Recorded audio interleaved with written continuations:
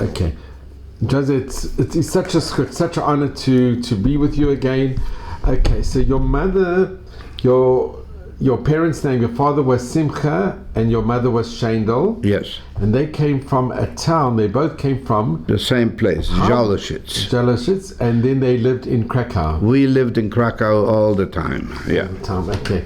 So this is the questions that Joe wants me to ask. Okay. Okay. So he mentions here that you were the eldest of how many siblings? We were 4 more. 4 more. Boys or girls? Boys, all boys. Oh, no girls. No. All boys.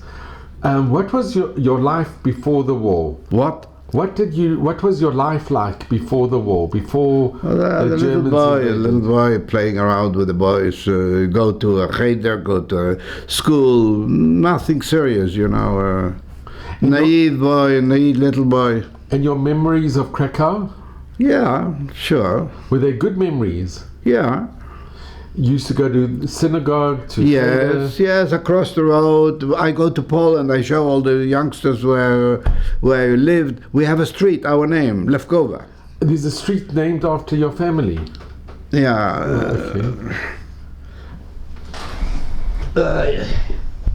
Yeah. The street is still there, but nobody is there. The family is not there. The street is there. There's no Jews living there anymore? No. Well, now after the war, some people came back, but from the Sheres HaPleita, some people came back. Let's see if I have the street here. This is all the students that I teach and talk to. How many trips have you done to Poland? A dozen. This is Lublin, the yeshiva in Lublin that it used to be. Were you ever to Poland? I was in Lublin. Lublin, yeah. So this is Auschwitz, going with the people, and this is Belzec, where my whole family was gassed. In Belzec. This is Belzec, the memorandum. I go there, I speak, I put lights, I say Kaddish. Yeah, I do everything, but this is all Belzec. This is talking to students. Here was far to walk, so they took a wheelchair to help me. Yeah. I just wanted to show you the streets. In Krakow? Yeah, in Krakow. This is also Krakow. This is the Ramushel. Yeah, the Ramushel. This is in Krakow. But here we are. Here's the street. Oh, Levkovich. That's it. You found it. This is it. This is wow. Yeah, you found it. And it was named after your family. Yeah. Okay, that's it. When did they name the street after your family? Oh, that was in maybe 100 years, 2 years, or I don't know. A long time ago, before me, before even my parents, I think, came from grandparents or great-grandparents. Yeah. My father has a mill so you saw a little bit there about this is the movie when I spoke there. That was this was J. All my children, all my children. Here is Tuvia. This is his son. This is my daughter. This is my other son. This is my whole family. Everybody came for the premiere. It was tremendous, and the most beautiful cinema in London, the West End. The most beautiful of gold. You see all those shiny things, full of gold. I spoke and there. It's called the Survivor's Revenge. Yeah, the movie is called The Survivor's Revenge. So there's the whole family and all Khrushchev guests, important guests, ambassadors, I don't know who they are. Yeah. And this is people that, this is the biggest students that were in London that they valedictorians, yeah, the best ones that they invited to greet at the movies. So this is the movies. That is, I was speaking at the movies. And this is some of the people. And J Roots, they made the movie. Yeah, they made the movie. They spent a lot of money on it, and the Corona came in, and it wasn't. They couldn't recover their investment, you know. But they showed the movie here. There you have the people. It was packed. Wow. Yeah. And then I spoke to schools in London, you know, took them to different schools, Jewish schools. There are schools that are a few thousand students there in certain schools. I spoke in all those very difficult schools. Yeah, a lot of work. And this is all volunteer, I want you to know. It's all you've all always, without one single dollar. And that's all the trips you've ever done. It's all everything without a single payment. This is my daughter came with me once to Poland. Yeah. So that's the movie. This is speaking, movies, a lot of things. We can sit here for days. Okay, so I'm going to just ask some of the questions that that he's asked. And I have a lot of feedbacks from those students that I went with them. Today I went to speak here at Machon Lev. It's a very... So two students came over. One was in Poland with me, and one was the Tisha B'Av in Eisha Torah. I was talking Eisha Torah. I know Eisha Torah. Sure. Yeah. It's by the Kotel, by the yeah. So I was talking there. By the way, the movie part that was filmed in Eretz Yisrael was filmed on the terrassa of Eisha Torah. Yeah. Sure. Yeah. Okay, so he said, what of the main memories of Krakow stands up? What memory do you have before the war? Okay. Coming from a shtetl, a small town, Jaloshice. I was born there, and I was there till about the years, till I would say 8-9 years. It was a small town, very primitive. Coming to Krakow, to the big city, I was very, very happy, very enjoyable to see in the big city. You saw cars, you saw tramways, you saw beautiful buildings. Krakow is a beautiful city. It is. It was so impressive. And then I went to a school called Talmud Torah. And I had friends there. And it was I had friends in Zalishitsa also.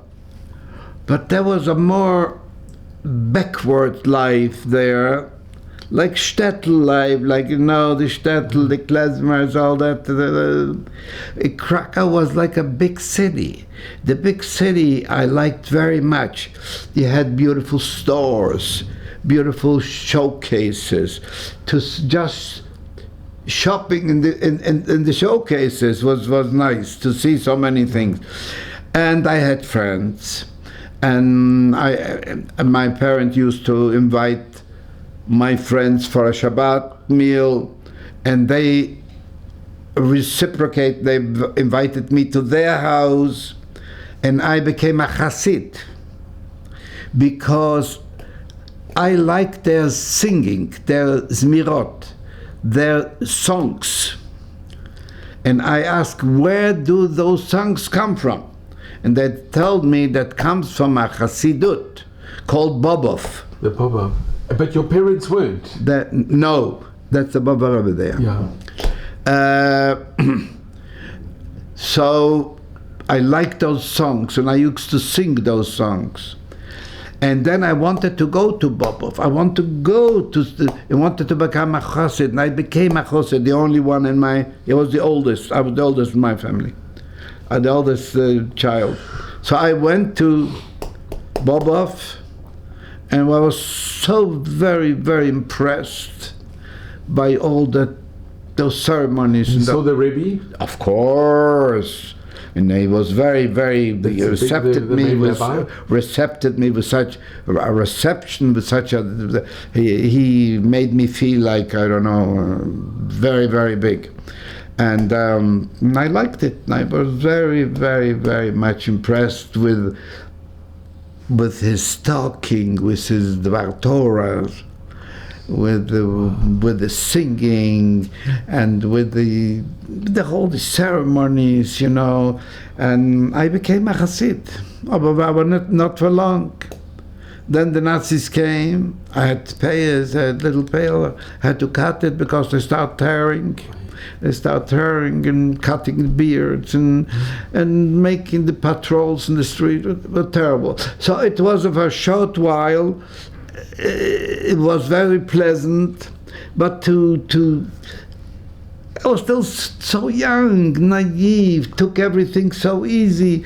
Even my family history I didn't know, because I always figured, well, what's the rush? When I'll get older, I'll know. As a young boy, I'm not interested. I want to play with my boys. I want to run around, whatever, you know. Wow. And my history never came. Later, never came. At the time, I wasn't interested. I didn't know it's going to happen. What had happened? And did anybody know? Did anybody in his wildest dream ever could figure out that such a thing could happen? What had happened? Did it ever happen in the world, such a thing? It never happened before. Never happened such a thing. There were all kinds of persecutions. There were. I can mention you at least a dozen offhand right away. But this was to erase the Jewish nation out of the face of the earth. Yeah. And you had them already here too, in the neighborhood, on the Sinai. Marshal Rommel was already here. And a little while more, he would have come here and erased the Jewish people too. So we had always little miracles to the big catastrophe, to the big calamity. We had some little miracles that, wow, you know.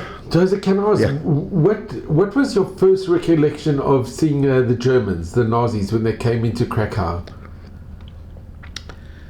The first recollection of the Germans was before they came out to Krakow, because we heard what is going on in Germany. I was a little boy.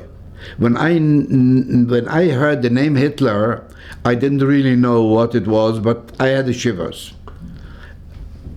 Just a feeling.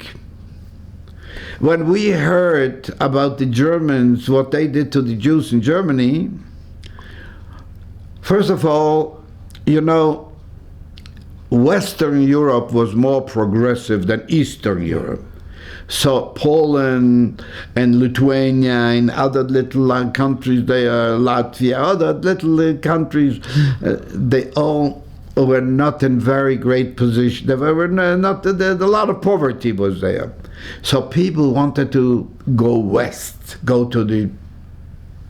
so they went to Belgium, they went to Holland, they went to France, and a lot of them went to Germany. Germany was progressive at that certain time. And they let the Jews in, no problem. It was a blessing and a curse. The blessing was that they were having a good life there, they made money. The curse is that they educated their children, sent them to the universities, and intermarried, and there was about 130,000, according to the statistics, that converted to Christianity. That was the style of the times, to be accepted in society. So the curse was that they disappeared. But, you know, Yamach Shemo, Hitler came, he found them. He found the children, the grandchildren, the great-grandchildren. It's true, if you were from, they went back generations. Yeah. There was a story of about 17,000 or something Goyim, non-Jews, that they were sending them to the concentration camps or to the gas chambers, and they were screaming hell. What do you want now? What do you want from us? Where are we going? What are we doing? At the end, they told them, you have Jewish blood in your veins. They didn't know nothing about Jewish. Anyways, so the recollection was, we heard they started driving out, deporting the Ostjuden, the Jews of the East. Of the East. So we had appeals in Poland, in the shuls, that we should take in those families that they came naked and barefoot. Nothing. As they stood, they were not allowed to take anything with them. So we took in, I remember the families that were sleeping on the floor. In your home? Yeah. We were putting whatever we could on the floor. Families, men, women with children. Yeah. So that was one of the things that was, as a child, something was not kosher, something was not beseder. Something is wrong. No, something is and wrong. Then we had a Kristallnacht, then we had this, then we had that. And you heard about Kristallnacht? Yeah, sure. Don't buy by Jews, don't this. We saw the different pictures and it's papers, so something. But the Polish government said, don't worry, you're in Poland. That happened in Germany, but we're in Poland. We protect our citizens. You know, they marched into Poland without even one shot. You know, I'll tell you an interesting fact. It took more time to destroy the Warsaw Ghetto than for Poland to capitulate. Yeah. It's amazing. The Germans spent more time liquidating the Warsaw Ghetto than conquering the whole of Poland. You know, I don't know. You have it on the. But anyways, I don't know. This is something that is not. This is. I'm a little bit anti the whole world, the whole belief. The uprising, the Warsaw uprising. You know what happened? They bombarded, they killed, they destroyed, people were with the rubble mixer.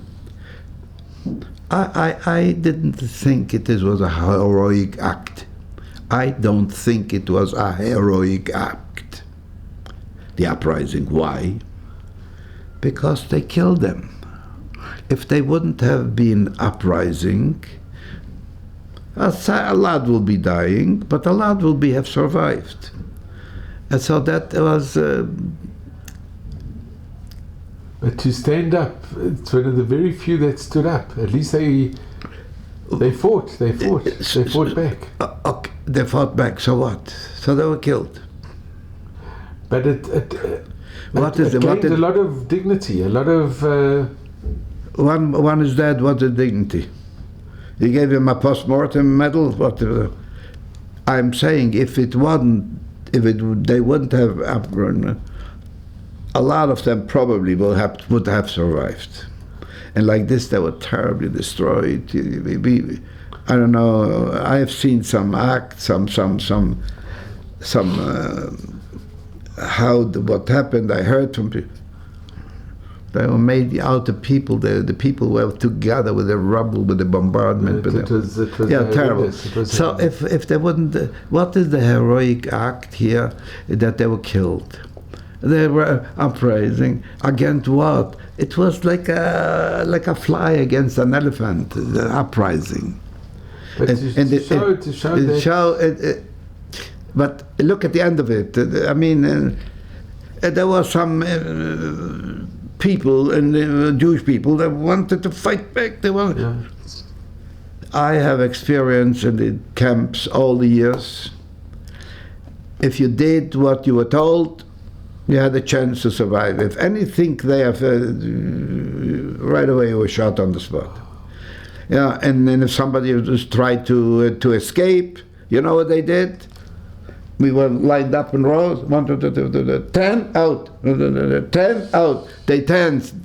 Every 10's out. So they took a few for one that tried to escape. They brought him back and hanged him. And every 10's was shot. So it was no heroism in going to fight them back. It was a lost case. You should. They were barbaric. They were not human to ask.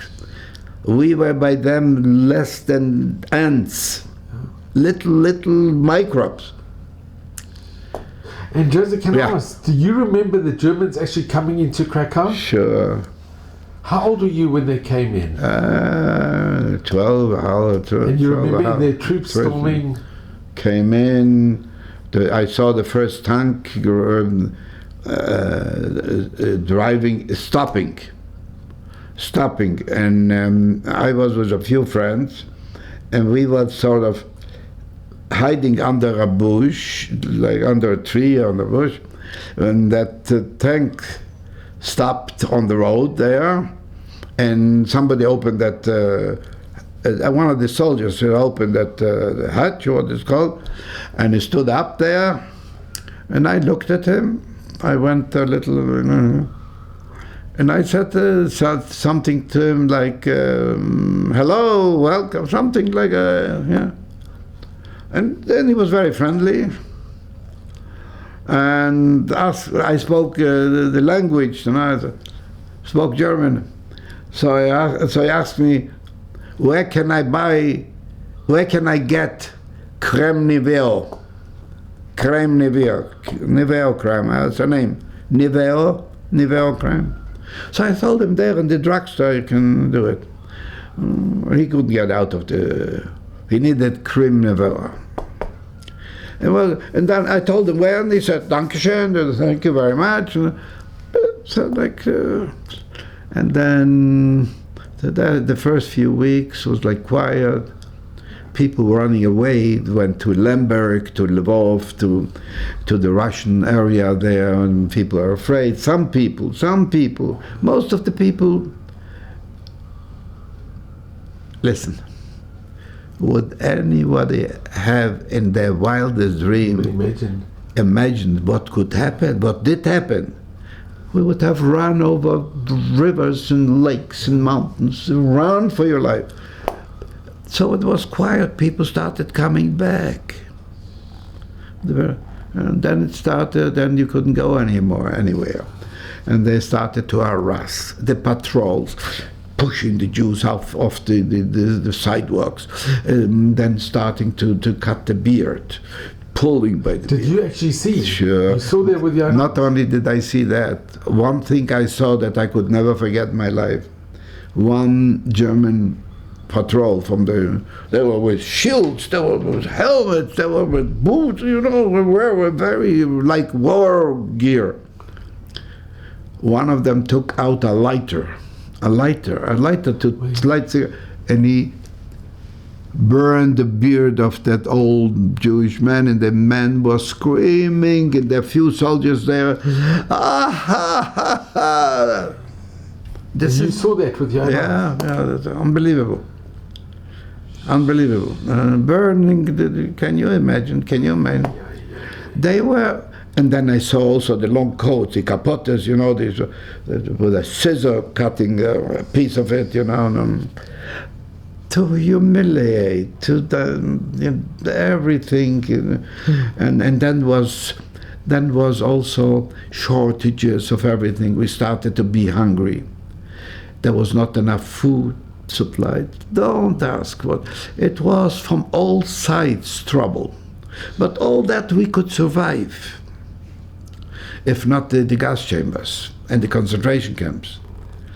All the other tsuras, the clothes started to be not everything was. But anyway, well, let's start with questions. Yeah. When you were in several different camps that you went to, yes. How many camps all in all? I couldn't even remember to count them. Every few weeks, every few months, a different one. And I was, you know what? I was so happy that we went from one to another one because it was so bad. I figured. Another one would be better. It will probably be better. But you know what? Everyone was worse. There was no end to bad and worse and super worse. Yeah. And Jazzy, you helped build Plasov? What? You helped build the camp? I was one of the builders of Plasov camp. I was one of the builders and one of the destroyers of the Jewish cemetery. Plasov was built on a Jewish cemetery called Yerosalimska, the Jewish cemetery. And I was walking behind an earth mover that destroyed all the kvorim, all the tombs. All the tombstones. And all the human remains were there. So we were with shovels. I picked up the bones and everything and put them near me. There was a guy with a wheelbarrow. And I put all those bombs on that woman. And the German told him where to dump it, you know. Yeah, so I was one of the destroyers of the cemetery. But it wasn't out of you were forced to do it. Of course. They took us as labor, forced labor, to do the work. So so first we destroyed, leveled out the whole. You had scalps, you have all kind of remains from people. There was such a terrible beast, those Germans, those Nazis. They were not satisfied by murdering the living one, but the dead ones they didn't let rest in peace. So that first we destroyed the cemetery. On that land, leveled out, built barracks. So I was one of those building the barracks. And then I was in those barracks, lived in that barrack. And then they sent me to another camp, and then to Mielec, and then from Mielec to Wieliczka, and from Wieliczka to Liszki. And then they brought us back to Plaszow. And then they sent us to Auschwitz. And from Auschwitz sent us to Amstetten. And from never... Unbelievable. Did they tattoo a number on your arm? What? Did you ever... I had a number, but I took it out. You had surgery? I had surgery. Stupid, but anyway. And where did you have the surgery? In Colombia. My wife was with me. She actually said, I said, it bothers me. Everybody asks me, in summer when you go in short sleeve. People didn't know, and everybody asks. So you can still see the... You can still see the... yeah. Yeah. So I took it out. I told it cost me money to take it out. Wow.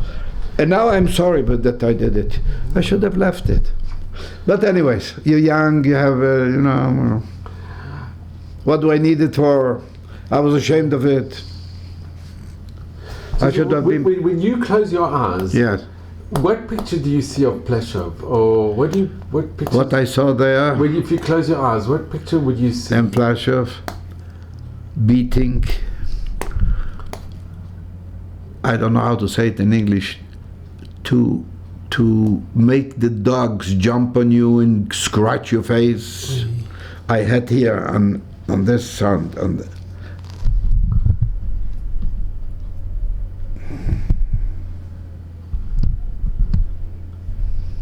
You could. There is still a simon here from a dog. Still a sign. But it's all. Listen, it's 80 years later. There is still here. You won't be able to see anything unless you. No, it's. I think we can see. What? You won't be able to see. Was that from the? From the dog bite. Do you see here a little line? You do see a little line. You do. This is still from the bite of the dog. It was a lot more. You see that white little line here? You can see it, yeah. You can see it on top. There's still left something. That was the whole to protect my face. So I put this on, and the Ammon gets dogs, two big Daniels, the black and white. They have a name. I forgot the name. So beating, the dogs running on you, shooting, hanging. Starvation, lice, all kind. Not any hygienic. You had to go somewhere a little to relieve yourself. You didn't have any paper. You didn't have any. I was talking here in Herzliya to the IDC, the university. International. It's the. So a lady asked me if I had if we had toothbrush. If I have a toothbrush, I said no. No paste, no tooth. I said no. Okay. And then another lady, a girl actually, there are students there. if he had toilet papers. I said, no. So she asked me, what did you do? I said, I leave it to you to figure it out. Sure. No, People they can't cannot imagine. They can't even imagine. That's why surviving is only a miracle, a big miracle. Every day people fell, never gave up, never got up. Every day people were shot. Every day people were hanged. Every day people were beaten up. Every day people got sick and died from sickness. There was no help. There were no pills, no remedies, no antibiotics, no whatever. So that's what we saw. And that least little piece of bread was like gold, like diamond, like you cannot afford eating it when you will just take a little just you keep it for. We got it that night, late at night when we came back from work. Late at night, 11, 12 o'clock, midnight. So we got a little bit of black coffee, not coffee, it's chicory, little. So I asked the guy that had that ladle. I said, "Give me from the bottom for the sediment, you know." So he gave me with a ladle over my head. Hey. Yeah. Anyways, hunger, sickness. People got sick and never got just problems. Now we didn't know whether we were people, and we didn't know what will happen tomorrow. In the morning, we didn't know we will come back at night to the barracks. We didn't know if we will come back at night to the barracks. And at night, we came to the barracks after working a hard day. We should be so happy that we could go and rest. We could not sleep. The lice were biting us and eating us alive. They creep under your skin. A whole night I was on 2 fingers, 2 nails, killing lice. A whole night instead of sleeping. So we prayed already should be morning. And the day they didn't bother us when we were. At night. What? Oh yeah. To tell it's impossible it's impossible for normal people to say phantom, but even to fantasize, imagine, or to how do you say it in English? I forgot the name. The phantom something. Phantom something. Yeah, that's a word. Yeah, not fantasy. It's like you can't even imagine that. No. And can I just ask you, your brothers? What? When did you realize that your brothers hadn't survived and your parents hadn't survived? During the whole wartime, in all the camps that I were always dreaming that one day, if I survive. First of all, I did not believe that I'll be able to make it, to survive it, because people were falling like the flies. And all the war, I was dreaming, one day we'll come back home and we'll be together, the family together. They were dead already from the beginning of the war. After the war, we found out, but during the war, you didn't know during the war. nothing. They sent me here, my father there, my mother selected some other place. We didn't know what, when, where, we didn't know. We had no information during the war. I dreamt, I cholem, you know, I dreamed one day I'll come back home, will be like it used to be. Yeah. Wait, now can I just ask, it's a horrible name, but Amon Goth, did you ever see him? If I was Syrian, he almost shot me. He was about to shoot me. It's a story, it's a longer story, but the story started like this. In the concentration camp in Plaszow, there was the Jewish police, Ordnungsdienst, over there. The head of the Ordnungsdienst was Levkovich, the commandant. Since I was so hungry and couldn't get anything, I was hungry.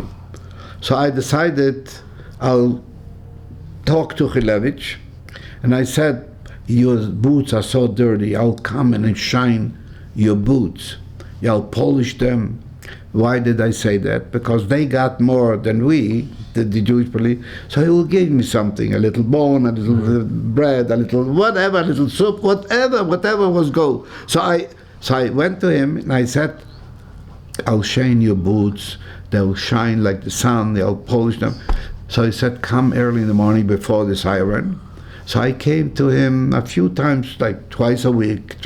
I didn't know what a week is. Every few days I went to him and I shined his boots, and he always gave me something. That was gewaldig. That was unbelievable. Even a little whatever. One day they put me up. The Germans needed iron for the war machine. So there was around the cemetery in Krakow where the Plaszow was built, there was a Beis Chaim, I told you, a cemetery. Yeah. It was surrounded with big, heavy iron fences. And the heavy iron fences had in the middle a block like this wide, this way, the square. And those blocks of bricks built, they held the fences. And every few meters there was such a column. Since I was a little boy, they put me on the column top of there with a ladder and gave me a pick to take those bricks apart. I should not break a brick. I should pick them out and turn it into their in their hole, the whole bricks. A man was downstairs, so I should throw down. So okay, and he piled it up. One day, Amon Goeth passes by with Levkovich, always together, the two guys. And he stops. And when he passes by, you should know, even from far, you started shivering. You were not yourself anymore. So I throw down that brick, and the man down there didn't catch the brick. And he was on the road, and that was a little grass here. So I said, come. He take out his revolver, because he didn't pick. He killed him. Killed him. Well, every time. Then he comes close to me, and he said, throw down the brick to me. I pick it up, I pick the brick up, I fold it, and I slowly throw it to him. He didn't pick it up either. He asked me to come down. And come down, it was high. It was not, you had to come down my hands, my knees were bloody when I had to come down on those bricks, they're sharp, And he takes out his gun, and I see that I say, Shema Yisrael, I'm finished. And then I don't know what happened. I woke up in a hospital in the Rever, and I look at myself, I'm fully cut, my whole body is cut. Cut the skin, and the row, I see the bloody everything, and it hurts me in the back, it hurts me in the front, all bandages. I don't know what it is. A total block in my mind. I don't know what happened. When I felt a little better, they released me from the hospital. And when I felt a little better, I went to Levkovich in the morning to shine his boots, to give me something to eat. And as I come in, he said, "Oh, you're alive, huh?" I said, "Yes, I'm alive." Do you know why you're alive? I look at him. I don't know what you want. I don't know. Do you remember that he asked you to come down from the pole up there? It started something to... Do you remember he took his gun and he wanted to shoot you? And I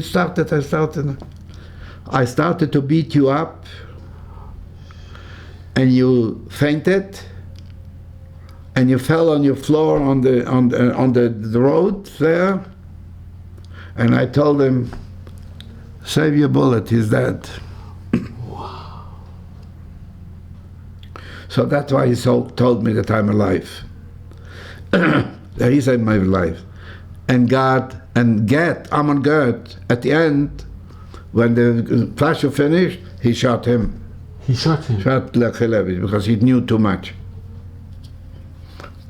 Anyways, and I had the big merit to catch Amon Gert after the war.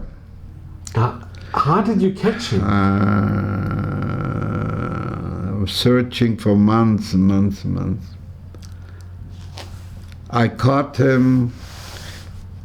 He was wandering around. He was hiding here, hiding there, hiding everywhere. I went to his family, I went to his friends, I went to his enemies. They gave me leads, you know. I was working for the CID, Central Intelligence Detachment, American secret agent. How did you get the job to work for them? Okay. I became a policeman in a DP camp.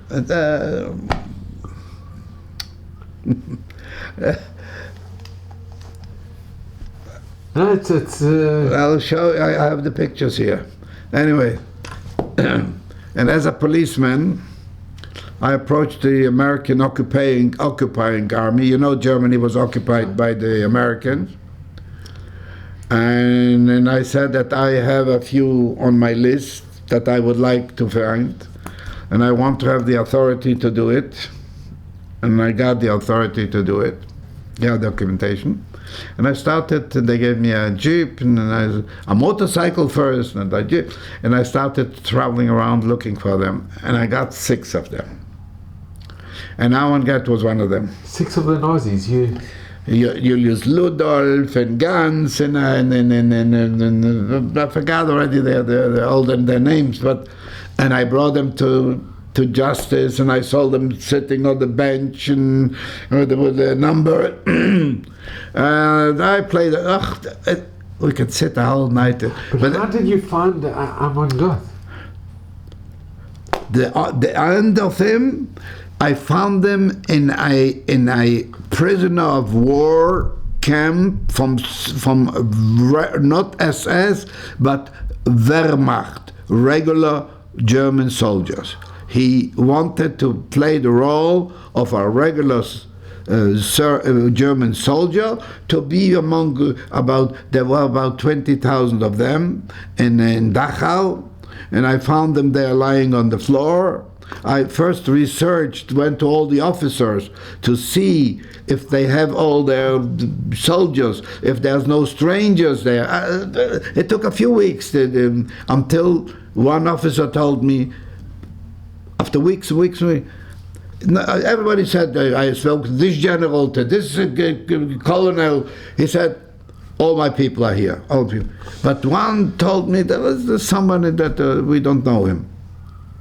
And I went there to see who this is. My blood was boiling, and I could have shot him out the spot. This was in Dachau? That was in Dachau, Amon Gert. And I beat him, and I kicked him, and I punched him. Unknown caller.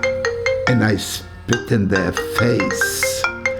And I called them all the dirty names he called us. Just 1 minute. You saw him. You recognized him straight away. Right.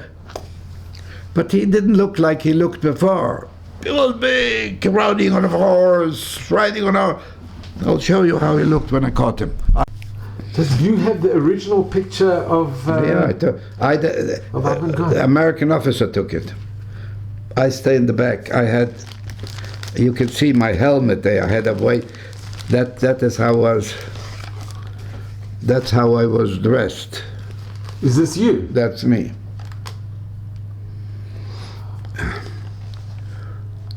But I stayed on the back in the dark. You will hardly notice. The helmet you could see, the white helmet, yeah? Yeah. And this is... That is the dog. This is Amon God. Yeah. When I caught him. And you were the one that caught him? I caught him, I brought him to justice, I took him right away to a exclusive cell to solitary and confinement, sat them down there, closed them a little cell like not even as big as the stable. And did you tell him who you were? Of course. Not only that, I kicked him, I spit him, I called him dirty names that he called us. And all the names. I could have killed him. Look at how he's dressed. The pants are short, the sleeve was till here. He's big, he was very big, but he wasn't as big anymore. He was already skinny here. And Yad Vashem wanted this photo? Yeah, I told them about it. They wanted, I gave them already one from Schindler.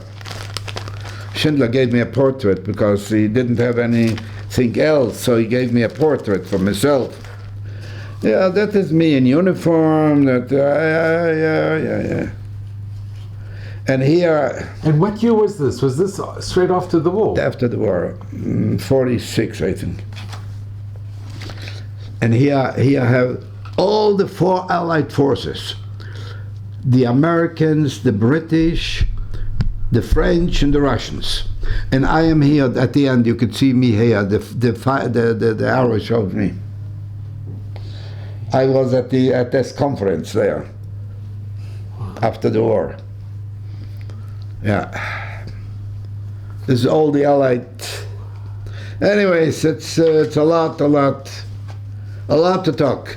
And Oskar Schindler, you knew Oskar Schindler came, he was poor, he was destroyed, everybody left him, here, see, this is the picture that I found.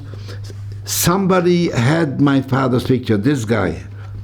He didn't know who the soldier was. The son of, he did not survive, they both didn't survive. But this guy, his son, knew his father, the son survived, but he didn't know who this was. And by chance, somebody said, I know that his son was survived in Argentina, and he contacted me, and I got some answers. And they gave you the photo? Yeah, gave me, I had to send packages. I'm going to take it. Yeah.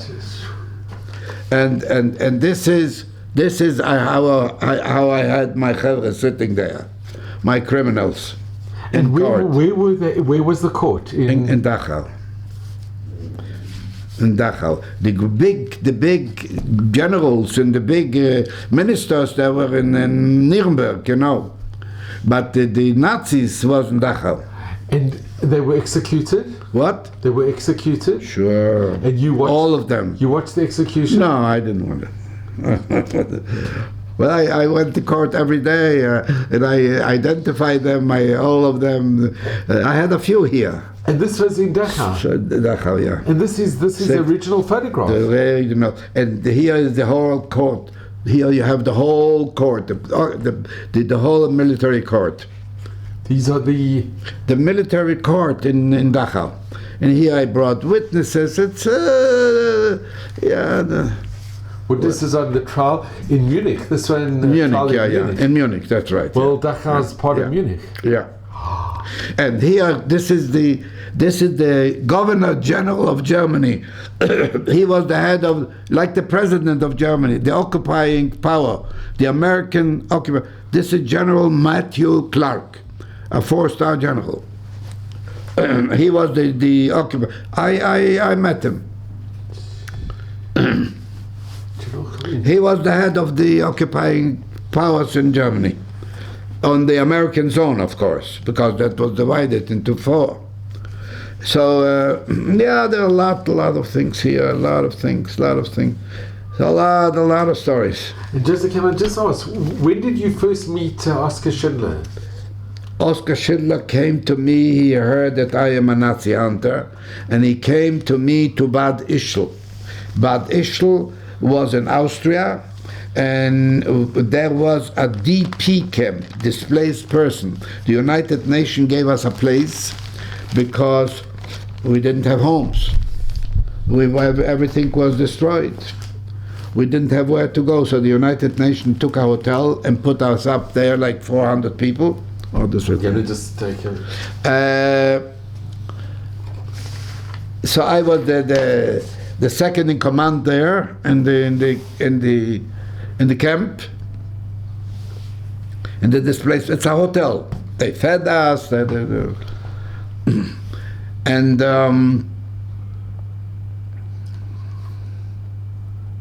Oskar Schindler, he heard that you were there? He heard that I was a Nazi hunter and that I caught Amon Goeth, and he was afraid that I will probably look for him because he was the head of a concentration camp, so of a camp, a labor camp, forced labor camp. So he came to me, and he came to tell me who he was. I told him, Oskar, don't tell me who you are. I know who you are. Plaszow was across your factory, the Deutsche Emalienfabrik, and he told me things that I did never know. Anyways, I said, don't worry. You are not a criminal. Why are you not a criminal? I was talking. He couldn't talk. You didn't beat up your people. You didn't shot a single one. You didn't hang anybody.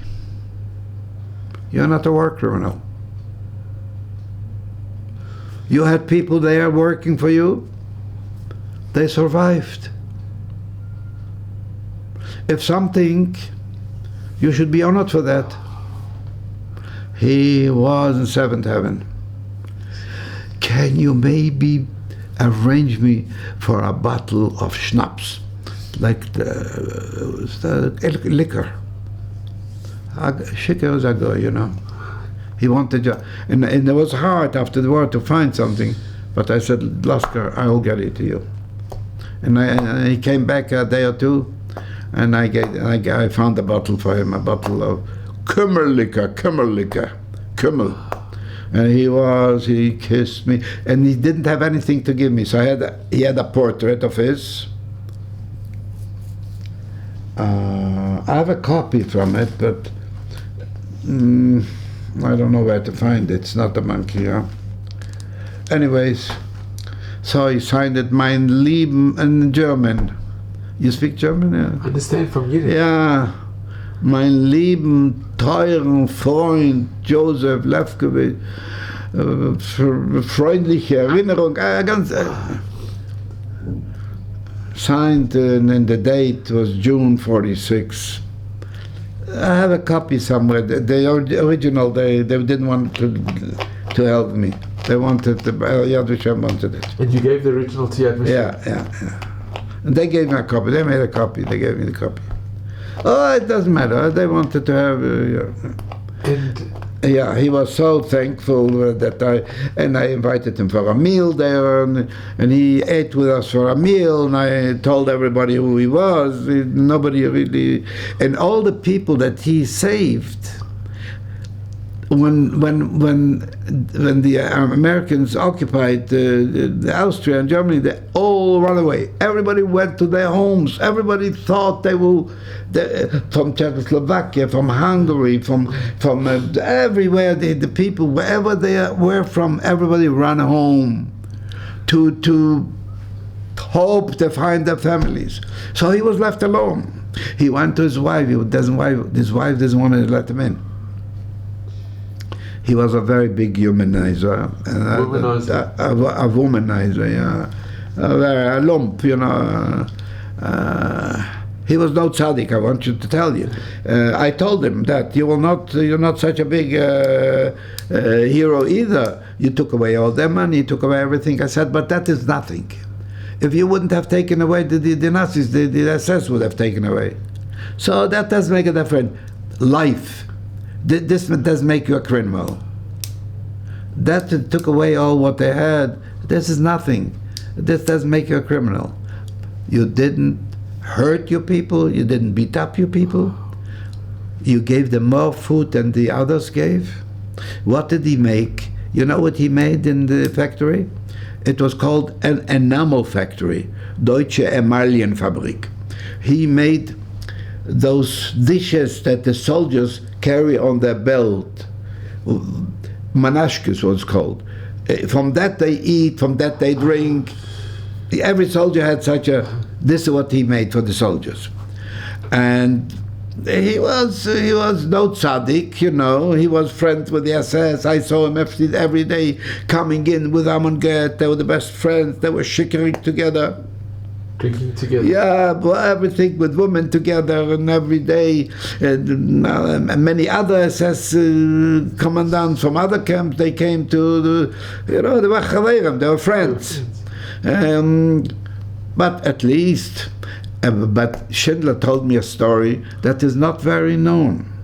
When he made the factory, when the Germans ordered him to make that factory, and he arranged everything, he needed workers.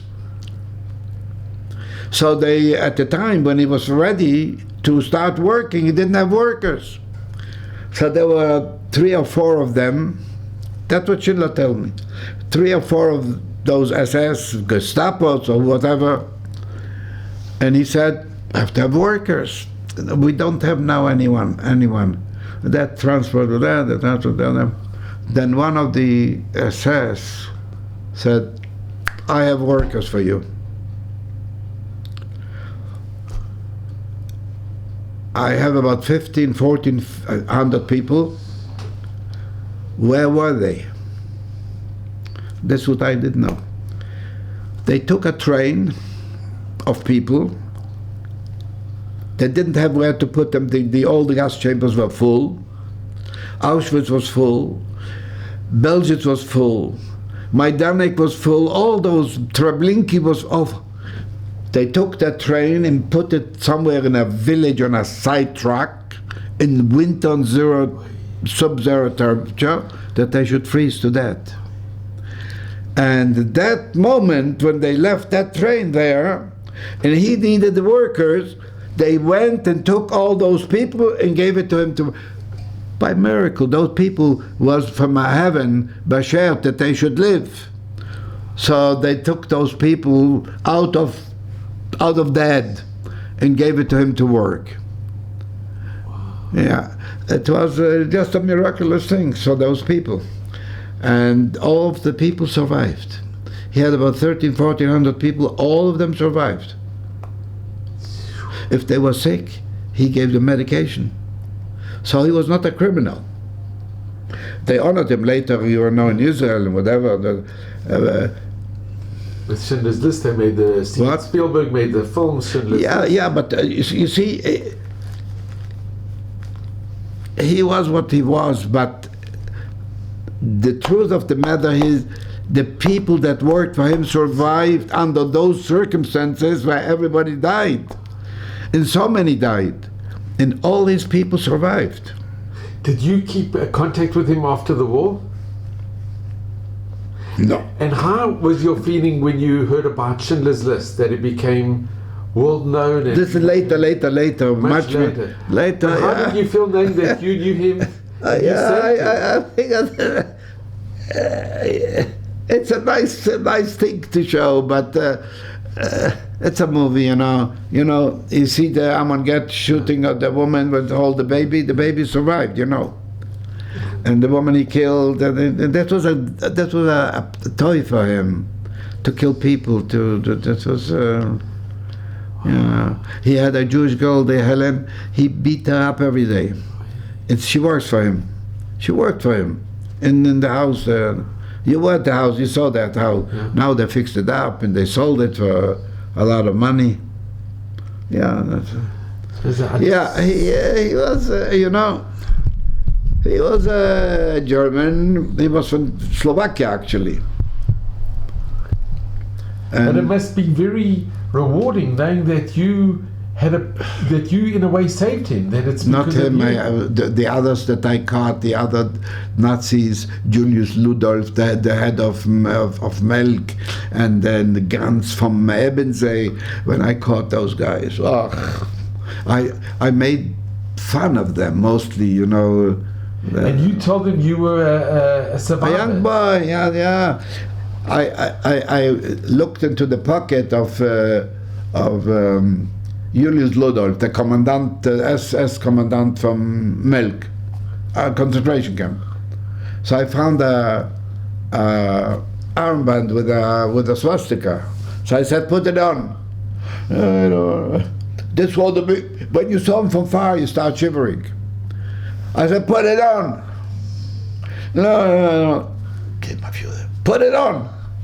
It was before he wore it as honor. Now he was ashamed to put it on.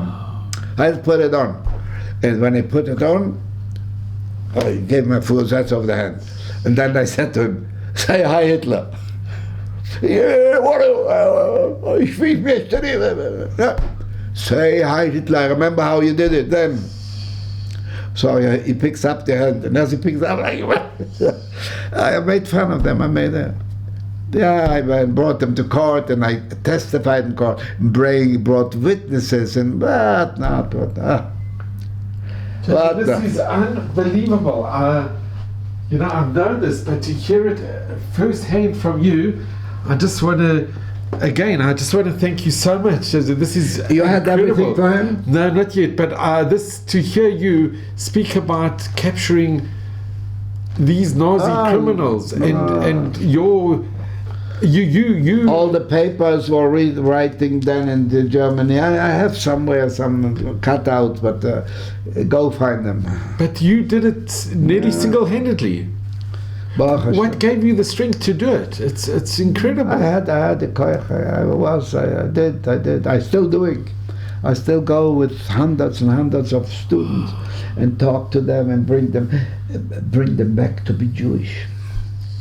To bring them, they're totally assimilated. Americans, British, Canadian. Josie, you are a hero, and I'm so grateful that I have this connection with you. You know what we are? A human being is a zero, not a hero. We are nothing. You see, my son, healthy, famous, world famous. You know, the Wall Street Journal came out and said, Wall Street lost a brilliant mind. Tobias Levkovich died today. The New York Times came out with an article and said, today is a sad day. Tobias Levkovich died. In all the papers, all the televisions, it's not the time, I have all the pictures, CNN, CNBC, CBC, he is interviewed, and his Yiddishkeit was always, in the back of his interview is always the Shas, the Talmud. The Talmud. And the Chamisha Chumshe Torah. Chanukah put a big menorah in the back. You know how many hundreds of millions of people watch those shows. CNBC, CNN. I went with him. He took me a few times to those shows. You should see the honor when he came in. All those actors that you see them on TV I saw they all embraced me. I even got a hat from CNN and from there.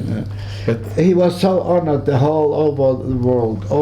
He was very big in finance. He was a tremendous, brilliant man. Yeah, with the family. Well, Josie, you should just have a Chaim Arukim, and you must be comforted. And I want to thank you so much, because it is just... Here we are sitting in front of a real hero, an incredible hero of Am Yisrael, and what you've achieved and done. I'm in awe. And you should just have only good health, and you should have nachas from your family. As long as Rabban Shalom gave me koyach, I'll still try to talk to Jewish youth. not to lose them because we lost millions and we cannot afford losing more. We have to save the Jewish youth, that they should become Jews, and they should marry Jews, and they should build Jewish families. We need Jews because American Jewry is almost lost. It started with a reform and with all kind of things, and they mixed out with the non-Jews, and they have so many. We had one religion in the past. Now so many different. It's a problem. It's a very big problem. I was ready to leave.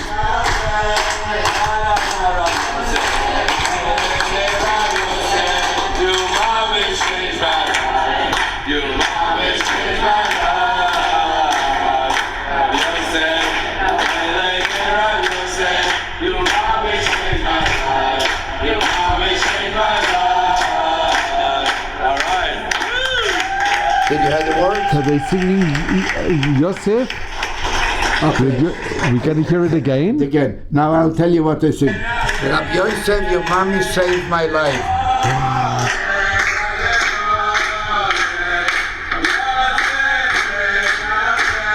Rabbi Yosef. Your mommy saved my life.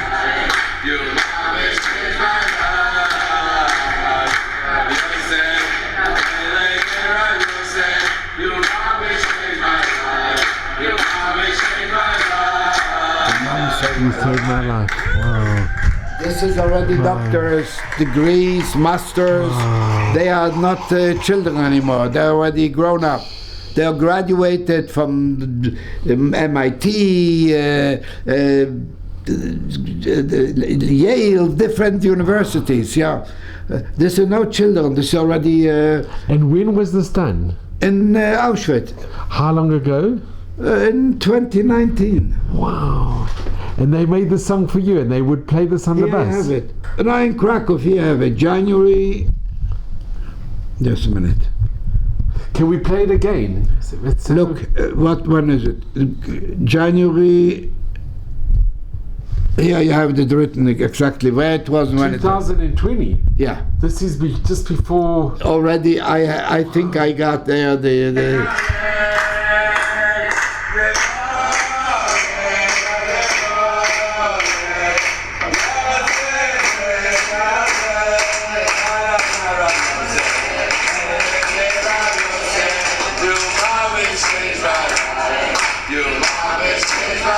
Mommy saved my life. Rabbi Yosef, your mommy saved my life. Talk to them. I talked to them. I wake them up. They were sleeping. Wow. So they made a song. Mommy saved my life. And this is already not children. This is already, yeah. Joseph, I cannot thank you enough. I think we've done all the questions. And if you have anyone, for hours, you could anyone there more to finish it, and that was it. But we could speak more for hours and hours and days, months, days and days and days. Yeah. Just the last question. I think this is a very hard question. How are you coping with your son passing away? It must be so difficult that you still have your emunah, you still have your faith. Because it's not easy for a parent. Lo aleinu, it's. That's not the Seder HaOlam. It's not the way of the world. The Seder HaOlam is that children bury parents, not the other. Not. What can I do? Can't do anything. Can't bring him back. Every day I miss him. Every day I'm suffering, because every day I had this call and I saw him here live. Sure. On that apple of the phone. We talk and we talk. We see each other. What can I tell you? It is not easy, but I can't kill myself. But Joseph, you still have your faith in Hashem? Then nothing happened by itself. This is all. Today I spoke. You know what I said? First of all, I described him. I talk about him, what he was, and I said there are two things. You don't have to. No, it's very important. One thing I said, we know that the Rabbeinu Shalom God gives out the psak din in Rosh Hashanah. Milachayim, milamuves. who will live and who will not live in Rosh So the Hashanah. Rabbeinu Shalom gave out the psak that he will come to heaven and Tuf Shein Pei Aleph. He could have killed him a day after Rosh Hashanah, or 2 days, or a week, or a month. So he gave him a whole year. I didn't start to speak like this. I started different. My son told me, Daddy, I am having the highest salary of the corporation. There's no higher of the salary that I get.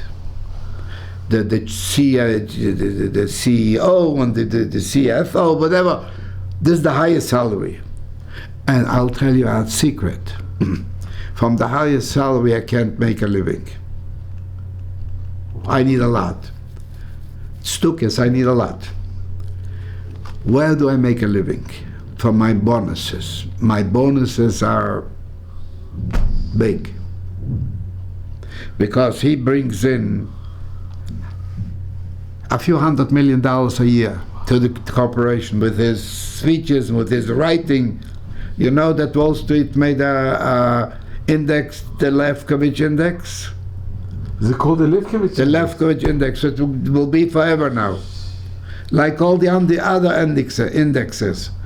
Dow Jones, Standard & Poor's, Nasdaq, so many different other. Now there's the Levkovich. Levkovich index now. So he said, so I started the speech like this. My son told me he has the highest salary, but he couldn't make a living for it.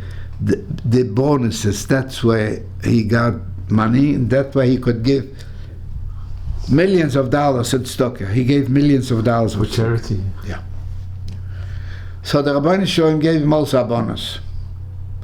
Because the psak din came out in Rosh Hashanah Pei Aleph that he's coming up to heaven. He could have brought him up a week after Rosh Hashanah, 2 weeks, 3 weeks, a month. He gave him the whole year a bonus till a few days before Rosh Hashanah when he went to Slichas. So he had a bonus to Rabbeinu Shalom. We look back a year, a whole full year. And the other thing, when was he taken away his life? When he went to Shul to say Slichas. When he went to Ladvar Mitzvah. He went to pray early in the morning. Two great companies that accompanied him to Olam Haba. One is on the derech to do my mitzvah, to daven, to say Slichas. And the other one, the bonus that Rabbeinu Shalom gave a whole year. Two very important things. There are no words. So it's very profound what you've just said. It's very, very emotional, and it's very true. So that's what I saw. Among other things, there isn't a country in the world that the biggest business people in the world don't know his name. But he was a modest. Tobias Levkovich. But your son was very modest. He was a very modest. Any Joe Blow came to him to talk, he will listen until he finish, and he will never say. And his mind was spinning. He had so many on his mind every day. What he does in a day, people take weeks. And he would never say to anybody, to Joe Blow, make it short because I'm in a rush.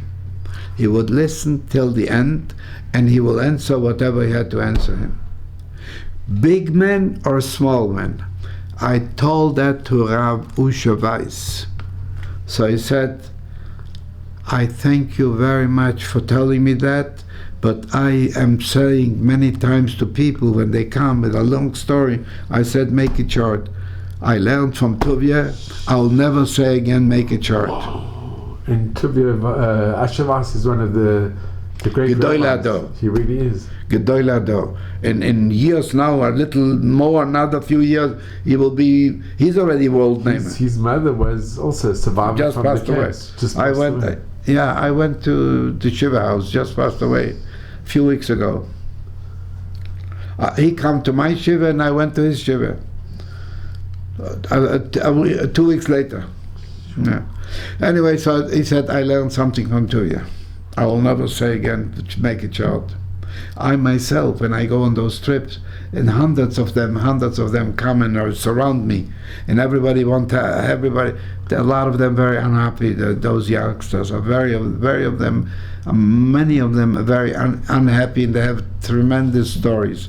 And I have learned a lot. I could be a rabbi, I could be a lawyer, I could be a psychologist, I could be whatever you want.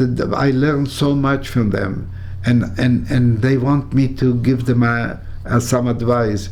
And what I know is a little human sense, that is common sense. So I answer them common sense, what to do. I tried my best. But again, I have so many that came, that surround me on those trips. And here also, when I went to it last Thursday, I went to a yeshiva to speak. And then the Rosh Yeshiva asked me, there were the place, how many buchim? 170 were there. Students. Yeah. So he asked me if I would answer questions. So I answered the questions. So, but there was maybe 7, 8, 9 questions. And then I said, last question. The last question. And yeah, then the Rosh Yeshiva said, guys, if you want a bucher, line up. So I had maybe 100 of them lining up. And everybody comes for a bucher. I said, I'm not a Rebbe. No, the Satmar Rebbe said, if you see a survivor, go to other bucher. The other, what is it? To